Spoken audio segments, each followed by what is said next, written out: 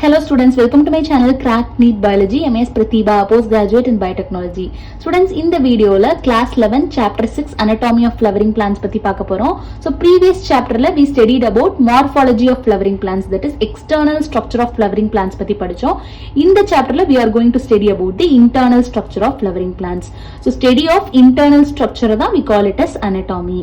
So plants, like any living beings, it also have cells as the basic unit of life. Cells are organized into tissues, tissues in turn organized into organs.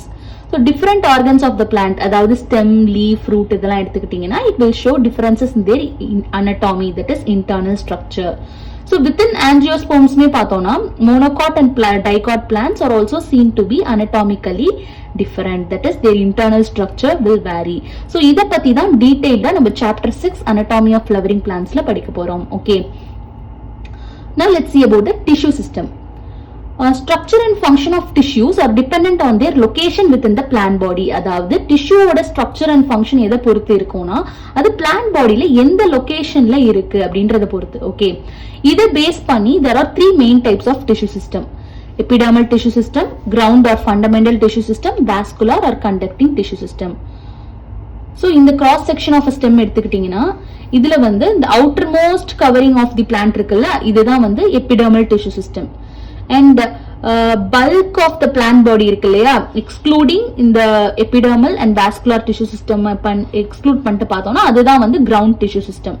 Okay, so vascular tissue system ன்றது it is responsible for the transport of water and nutrients throughout the plant. This is the vascular tissue, xylem and phloem. Okay, so this is about the three main types of tissue system. Let's discuss each tissue system in detail. Okay, epidermal tissue system, it forms the outermost covering of the whole plant body. So like a protective covering, it forms the outermost covering of the whole plant body, and it comprises epidermal cells, stomata and epidermal appendages, which is trichomes and hairs. Okay, epidermal cells, epidermis பத்தி பார்க்கலாம். So epidermis ன்றது it's a outermost covering of the primary plant body, and it is made up of elongated compactly arranged cells which forms a continuous layer. So it is made up of elongated compactly, அதாவது நெருக்கமா arrange ஆயிருக்க cells and continuous லேயரா இருக்கும். Okay, epidermis வந்து continuous லேயரா இருக்கும் and usually single லேயர்டா இருக்கும் as seen in this picture. So epidermis பாத்தீங்கன்னா is made up of parenchymatous cells. So parenchymatous cells na it is the most common type of plant cell. thin walled இருக்கும், unspecialized structure இருக்கும் and living cell இருக்கும். living cell na metabolically active இருக்கும். So it will play a essential functions like plant growth, அதுக்கெல்லாம் help பண்ணும். So epidermis will have the parenchymatous cells with a large vacuole and small amount of cytoplasm இருக்கும். And epidermis பாத்தீங்கன்னா it is often covered by a thick waxy layer called cuticle. So lotus ஓட லீஃப்ல எல்லாம் பாத்தீங்கன்னா அந்த திக் waxy layer இருக்கும் இல்லையா, அதுதான் cuticle சொல்லுவோம். இது எதுக்கு present ஆயிருக்குன்னா to prevent water loss during transpiration. Okay, இந்த cuticle வந்து it will be absent in roots. So இந்த பிக்சர்ல பாத்தீங்கன்னா இதுதான் epidermal cells. Okay, next let's see about stomata. So stomata ன்றது it's a structure in the epidermis of leaves. Its main function என்னன்னா to regulate the process of transpiration and gaseous exchange. Transpiration ன்றது the process of water passing out from the surface of the leaf as water vapor. So through the tiny pore called the stomatal pore மூலமா water வந்து as water vapor வந்து pass out ஆகும் surface of the leafல இருந்து, அதான் transpiration. Okay, so stomata regulate the process of transpiration and gaseous exchange. each stoma பாத்தீங்கன்னா each stoma is composed of two bean shaped cells. இதுதான் God cells ன்னு சொல்லுவோம். so இந்த God cells வந்து stomatal pore enclose பண்ணி இருக்கும். so இந்த God cells ஓட outer layer வந்து thin walled இருக்கும் and inner layer வந்து highly thick walled இருக்கும். the outer layer ன்றது away from the stomatal pore, இதான் stomatal pore. outer layer வந்து away from the stomatal pore இருக்கும், inner thin thick layer வந்து towards the stomatal pore இருக்கும். okay, God cellsல வந்து thin outer walls, highly thickened inner walls. so thin outer walls ன்றது away from the stomatal pore and thickened inner wall வந்து toward the stomatal pore. okay, grass leaves எல்லாம் பாத்தீங்கன்னா இந்த God cells வந்து as seen in this picture dumbbell shaped இருக்கும். okay, this is important in NEET perspective. Cross செல்ஸ்ல dumbbell shaped guard cells இருக்கும் and guard செல்ஸ்ல வந்து குளோரோபிளாஸ்ட் இருக்கும் and it helps in the regulation of opening and closing of stomata. So இந்த stomata opening and closing regulate பண்றது இந்த guard cells தான். Okay, so இந்த காட் செல்ஸோட சரௌண்டிங்ல இருக்க எபிடர்மல் செல்ஸ் வந்து அதோட ஷேப் அண்ட் சைஸ் வந்து ஸ்பெஷலைஸ்டா இருக்கும். ஸோ அந்த specialised epidermal cells surrounding the guard cells அதை வந்து சப்சிடியரி செல்ஸ் சொல்லுவோம். Okay, this is important in NEET perspective. So in the subsidiary cells, in the stomal aperture or stomatal pore and in the God cells, இது மூணுத்தையும் சேர்த்து together we call it as the stomatal apparatus. Okay, so epidermis பத்தி பார்த்துட்டோம், stomata பத்தி பார்த்துட்டோம். Now let's see about epidermal appendages. So cells of epidermis bear a number of hairs. அதுதான் வந்து epidermal appendages னு சொல்லுவோம். So root hairs.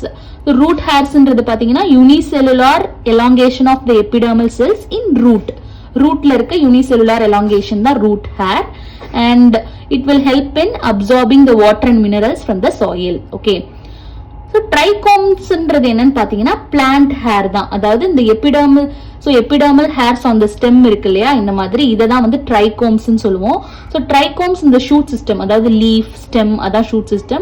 அதுல இருக்கிறது வந்து usually multicellular இருக்கும் or maybe unicellular கூட இருக்கும். ஆனா usually பாத்தீங்கன்னா multicellular இருக்கும், branched or unbranched இருக்கும், soft or stiff இருக்கும். அதாவது வந்து it shows the various morphology. Okay, external மார்பாலஜில வந்து நிறைய வேரியஸ் டிஃபரன்ஸ் ஷோ பண்ணும் இந்த ட்ரைகோம்ஸ். அந்த மாதிரி ஈவன் செக்ரீட்டரியா கூட இருக்கும். செக்ரீட்டரினா it can secrete various compounds அந்த மாதிரி இருக்கும். ஸோ இதோட மெயின் ஃபங்க்ஷன் என்னன்னா it will help in preventing water loss due to transpiration. டிரான்ஸ்பிரேஷனால வாட்டர் லாஸ் ப்ரிவென்ட் பண்றதுக்கு இது ஹெல்ப் பண்ணும். நெக்ஸ்ட் கிரவுண்ட் டிஷ்யூ சிஸ்டம் பத்தி பார்க்கலாம். So all tissues except epidermis and vascular bundle constitute the ground tissue நம்ம already பார்த்தோம். And it is made up of simple tissues like parenchyma, collenchyma, sclerenchyma. Okay, so these are the structure of parenchyma, chlorenchyma and sclerenchyma, and this is transverse section, this is longitudinal section. And parenchyma and cholenchyma cells pathina living cells ah irukum, whereas sclerenchyma cells வந்து it will be dead cells. idoda role enna it will provide rigid support. Okay, and rigid support to the plant. And in primary stems and roots la pathina parenchymatous cells வந்து cortex, pericycle, pith and medullary race la irukum. So these are in monocot root la pathina idan cortex, this is pericycle, this is pith. So இத பத்தி டீடைல்டா வந்து நம்ம இந்த plants monocot and dicot plants ஓட anatomy படிக்கும்போது பார்க்கலாம். leaves la pathina ground tissue is composed of thin walled cells, அதாவது mesophil தான் அந்த thin walled cells. So அந்த mesophil தான் chloroplast இருக்கும். So in turn இது வந்து it will play a very important role in photosynthesis. So ground tissue இருக்க thin walled cells தான் mesophils leaves ல. So this is important. Okay, so next vascular tissue system பத்தி பார்க்கலாம். So vascular system consists of complex tissues like xylem and phloem. இதுக்கு முன்னாடி பார்த்த tissue system எல்லாம் பாத்தீங்கன்னா simple tissues தான். இதுல vascular systemல தான் complex tissues இருக்கும். So இந்த xylem and phloem together constitute the vascular bundles. So dicot stemsல பாத்தீங்கன்னா cambiumனு ஒரு லேயர் present ஆயிருக்கும். cambiumன்றது it's a layer of actively dividing cells. So இந்த லேயர் present ஆயிருக்கிறதுனால இந்த vascular bundle it possesses the ability to form secondary xylem and phloem tissues. So இது actively dividing cellsன்றதுனால secondary tissues form பண்ணும் dicot stemsல. So it is called as the open vascular bundle னு சொல்லுவோம். இதுவே monocot stemsல பாத்தீங்கன்னா இந்த cambium present ஆயிருக்காது. So that இது வந்து secondary tissues form பண்ணாது. So it is called as the closed vascular bundle. Okay, so dicot stemல இந்த மாதிரி இருக்கும், cambium presence இருக்கும், monocot stemல இருக்காது. NEET perspectiveல this is important. Okay, so roots ஓட இது எப்படி இருக்கும்னு பாத்தீங்கன்னா ரேடியல் டைப்பா இருக்கும் ரூட்ஸ்ல இருக்க வாஸ்குலர் பண்டில். ரேடியல் டைப்னா இந்த மாதிரி ஆல்டர்னேட் மேனர்ல xylem-உம் phloem-உம் அரேஞ்ச் ஆயிருக்கும் along the radius. வேற stems and leaves-ல பாத்தீங்கன்னா conjoined type of vascular bundles இருக்கும். அதாவது xylem-உம் phloem-உம் jointly situated-ஆ இருக்கும் இந்த மாதிரி along the same radius of the vascular bundles. Okay, arrangement வந்து conjoint ன்னு சொல்லுவோம். அந்த மாதிரி இருந்ததுன்னா they usually have the phloem located on the outer side of the xylem. outer side of the xylemல தான் phloem வந்து எப்பவுமே லொகேட் ஆயிருக்கும் conjoint vascular bundle. Okay, so this is the conjoint closed vascular bundle, this is the conjoint open vascular bundle. Okay, so this is about vascular tissue system. Now let's see the summary of these three tissue system. Okay, epidermal tissue system oda main function protection and gas exchange. Adoda key components epidermis, stomata, God cells and trichomes. And ground tissue system oda main function photosynthesis, support and storage, and key components parenchyma, collenchyma, sclerenchyma. And vascular tissue system oda main function transport of food and water, and key component xylem and phloem. So next video la let's see about anatomy of dicotyledonous and monocotyledonous plants. Okay, so students, in the video உங்களுக்கு யூஸ்ஃபுல்லா இருந்தா kindly subscribe my channel and don't forget to comment, like and share. Thank you.